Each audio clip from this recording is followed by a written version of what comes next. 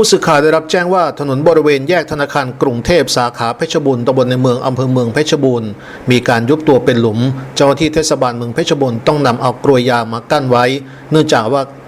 ากเกรงว่าจะเกิดอันตรายต่อผู้ใช้เส้นทางดังกล่าวดังนั้นจึงเดินทางไปตรวจสอบพบเจ้าหน้าที่เทศบาลเมืองเพชรบูรณ์กำลังใช้รถแบ็คโฮขุดและทุบถนน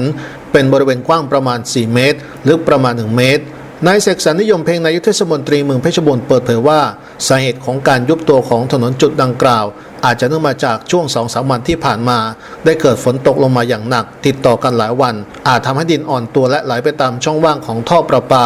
จนเกิดเป็นโพรงและยุบตัวแต่ไม่มีอุบัติเหตุหรือผู้ใดได้รับอันตรายจากกรณีดังกล่าวสำหรับการแก้ไขตนได้สั่งการให้เจ้าหน้าที่เทศบาลเมืองเพชรบูรณ์นำรถแบ็คโฮมาขุดและเปิดพื้นผิวถนนบริเวณดังกล่าวจากนั้นได้นำทรายและหินมากรบพร้อมอัดให้แน่นและนำปูนซีเมนต์มาเทเป็นพื้นผิวถนนต่อไปซึ่งขั้นตอนทั้งหมดคาดว่าจะเสร็จภายใน1 วันจากนั้นต้องรอให้เนื้อปูนแห้งแล้วก็จะสามารถใช้พื้นที่บริเวณดังกล่าวได้ตามปกติ